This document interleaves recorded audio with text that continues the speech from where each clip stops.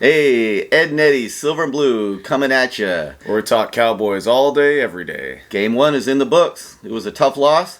There's a lot to talk about, so we're going to talk about the good, the bad, and the ugly. Welcome back. Let's go! Ah! All right, everybody. Hey, welcome back. So, Cowboy Nation, I know you all saw it too. Thursday was a tough loss. You know, all things considered, I wasn't quite so much upset at the fact that we lost. You know, if you saw our prediction video, I pegged going on the road against the world champs was going to be an L anyways. But, God, if they just didn't find the most, disappointing, winnable way to lose it. Yeah, it's not that they lost. It was the way it happened. It was winnable. Mm-hmm. It was winnable. But to me, that's also encouraging. You guys know I'm an insufferable optimist to a fault. Oh, yeah. But it is what it is. And what do you got for the good? Oh, man. So if we're breaking down the good, the bad, and the ugly, starting out with the good, let's just start with your boy here. Micah Parsons was solid. Outside of maybe one step back where he didn't step back far enough into the end zone on a zone coverage, which he's a rookie. It happens. Mm-hmm. He looked great. He was flying all over the field. He was getting his nose in every play. Every play, it seemed like. And here's the most encouraging thing about him. He literally made Jalen and LVE seem expendable. Like, Micah never left the field, which is something we wanted since, Barely, yeah. And to see that, I thought, man, we may not need to re-sign LVE, and we may not need Jalen's bloated contract. Yeah, starting next year, I'd be shocked if Jalen's still there. We'll see how the rest of the season goes, but I'll be shocked. Especially filling the gaps on the run. Oh, yeah. Dude was filling every hole. It's like his reaction time is like that. He reads the play immediately. Obviously, it burned him on that one play action, but he quickly got back into his zone. So dude's going to be a stud. Who do you got for good? I got the O-line. Yeah. Man, the O-line was solid as a rock. And how about Connor McGovern? Yeah, I mean, to go in against stalwart defensive tackles like Sue and Valle, he held his own in pass protection. My only kind of knock on the O-line was we didn't get much run support, but they were like the best run defense since the 2011 49ers. So, I mean, yeah. Yeah, that's another discussion we'll have in a minute. But the O-line, I thought, held up wonderfully, especially in Zach Martin's absence. That was incredible. Mm-hmm. And let's go with another really good.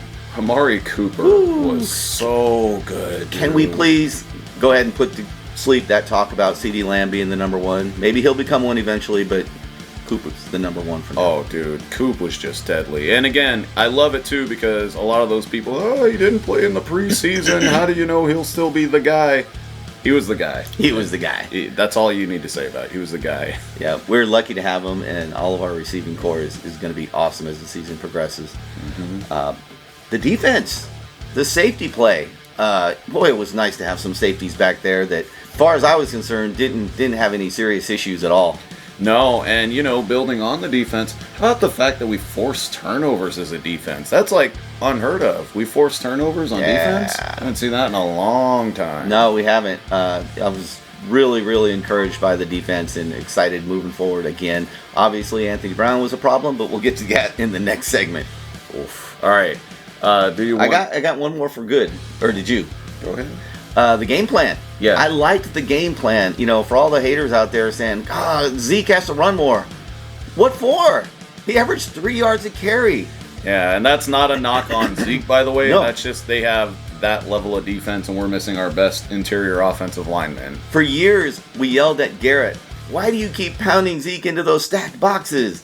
You need to stop doing that. Well, McCarthy stopped doing that. He said, screw it. If they're going to do that, stack the boxes and play the run, which they did because the people tackling Zeke behind the line often were safeties. They were bringing everybody constantly.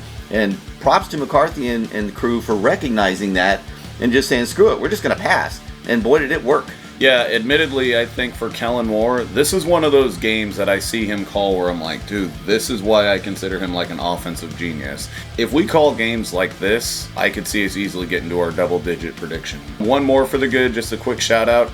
Zeke Elliott on his blitz pickups. God, yes. Dude, I realized this was a rough game for him running, but God, if that guy wasn't picking up every blitzer successfully. There wasn't one time where I was watching on a pass pro and the guy just overran Zeke and Whipped like, something or, what are you doing? He was great. He stuck his nose in, he took it like a man, and he kept Dak upright for most of the game. There's video of Emmett back in the day picking up blitzes. He was a great blocker, and that's cool. And every now and then during the seasons, you'd see different people get highlights during the game. Oh, look, here's a good pickup by the running back. There's a whole highlight reel from this game, and I'll link it, that was posted about Zeke picking up the run blitzes. There was so many of them, and he was just a stud. Oh, yeah.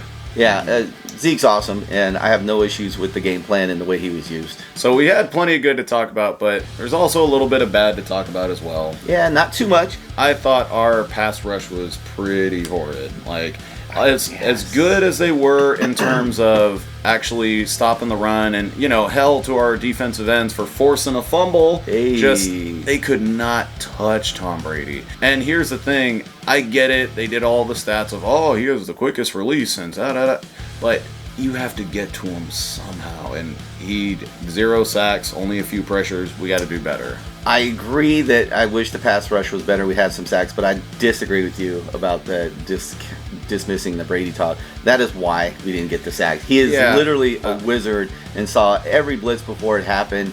He was prescient with getting rid of the ball just before they would get to him. And how did he not drop the ball on Dorrance's potential strip sack? How did that even happen? Well, and that's kind of what I mean. I expected some of our stalwarts like Gregory and Lawrence to win a few more one-on-ones. Actually, that's true. That's what I mean. They got stymied a lot. And DeMarcus Lawrence was one of the best run-stopping defensive ends in the league. It's just my expectations are so much up here for him. The guy could be an second-team All-Pro at his best. Yeah, I'm a little conflicted about that because D-Law, his PFF rating, which we all know is somewhat flawed, and there's, arguments about that. Fourth, right? But it was amazing. He was like 91 for the game, and but there were no sacks. I mean, and that's kind of why I say the pass rush in general, because I kind of look to guys like Gregory to be able to win that, because D-Law gets chipped and doubled a lot. We see it, and that's why his sack totals are generally pretty low. But you just would think, like, I'm hoping a guy like Gregory might step in or something like that. Yeah, but and this should have been in the good. How about that run defense? The run defense, we just got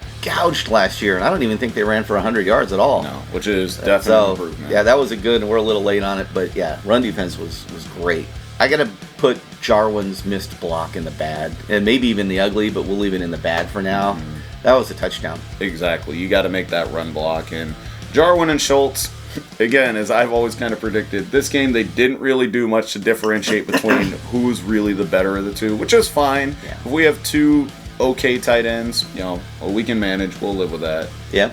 Yeah, so there wasn't too much bad. All things considered, I thought our guys played a pretty solid game, but I'm going to add one more to the bad.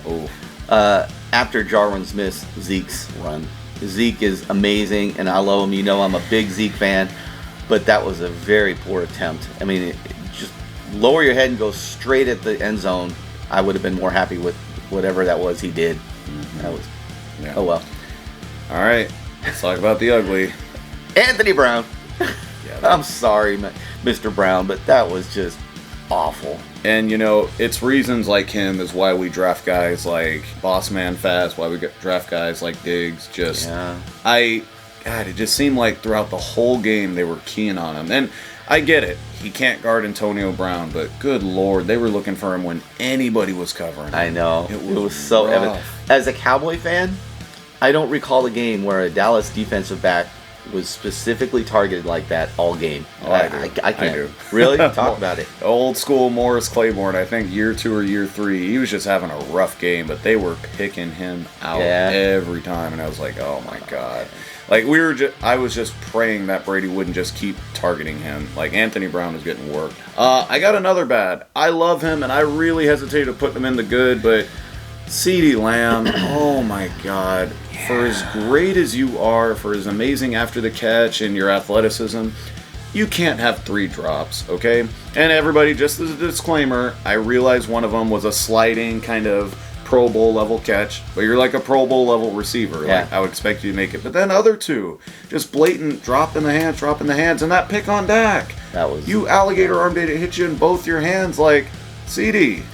We need to step it up. Yeah, I thought there was couple of parts to that, though. One, it was a poor decision by Dak to throw it there. Even if it hit him in the hands, I mean, there was defenders all around. He would have got absolutely lit up had he caught it. And I thought Cooper was cutting across the middle and angling deep left, and I thought that was open and would have been a touchdown. But still, it hit Lamb in the hands, and he's got to. And, as odd as it sounds, like, my early comparisons for what he's like as a player, like, on the field, he reminds me a lot of, like, T.O. at this moment in his career, where he's just phenomenal athleticism, great run after the catch, solid route running, but his hands are so average for a guy who could be so good. I mean, dating back to last year, he has 12 drops. 9 last year, 3 this year, 11 to the critics, but... yeah, CD, you got to do better, man. Yep, agreed. And also in the ugly category, the refs, the non-calls. And, people want to say, oh, you can't blame the refs for games. And I didn't necessarily blame them for the loss, but doesn't mean the calls were right. They were bad, and they definitely favored Tampa. I think definitely in the stretch where it was closer they did, but yeah, I'm kind of in that opposite category where I feel refs didn't outcome.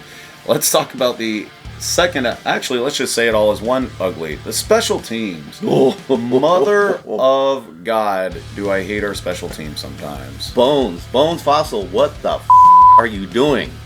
It was their coverage. I mean, forget the missed field goals. That's all on Zerline. He's coming off back surgery. Maybe give him a little slack, but not on the short one. But the special teams coverage was Yeah, no, it was absolutely terrible. Just special teams as a whole. I mean, starting with Ane on his offsides, I was upset at that because I'm like, if we can't keep him in there to do the most basic punt coverage without getting a penalty, why is he even in there? Dude plays 4 plays a game, The other one is just, oh, man. Mother of God, maybe they just have the greatest all-pro punter opinion, and I never knew about him, but it just seemed like every time with their special teams, they worked us over. And the worst of it here, he gives a little flack to him, I don't. Greg, the legs or line cost us this game. Now, it's one of my 10 football commandments. If you miss 3 kicks in a game, you lose. We missed 3 kicks. I like that. We're gonna have to have an episode about your commandments. Oh yeah, and they missed 0 kicks. And hey, surprise, surprise, they won. And I know some people, he had back surgery, then he should have been on IR. Okay, I don't want a player on our team if you're injured on week 1 and you're costing us games. That's fair. And not to mention, too, before I let you continue, is he left 7 points on the field. And it's not even asking a lot of him to make 2 of those, a PAT, which any kicker should be like 95% with, and a 39-yarder. Mother of God. It's an extra point. It wasn't even a close miss either is the worst part. It just shanked over the moon. Like, what are we doing? Yeah, that was horrible. I agree on that. Hey, as you know, at the end, we always put in a great. And you know what the great is this game. Oh, yeah. Dak Prescott. Man. Oh, my God. All this talk of, he didn't play last season. He has a bad shoulder. I don't think he can play. They're doing all this weird pregame, showing the fiber of his muscle. I'm like, 3D graphic depictions. Get out of here, man. Dak played probably one of the best games I've ever seen him play. Yeah. All things considered. And that interception really was more on CD. You drop it right out of your hands and they pick it up. Dak deserves a little for that, but yeah, it hit him in the hands. Mm-hmm. But Dak played so good. He was throwing darts, dimes, standing in there. And I think the most impressive thing about him this whole game was there were plays where you knew he was going to get leveled. He saw it coming, made the right throw, took the hit. And I was like, dude's got so much heart. So much heart. I love the interview with Michael Irvin before the game and his pep talk with the team.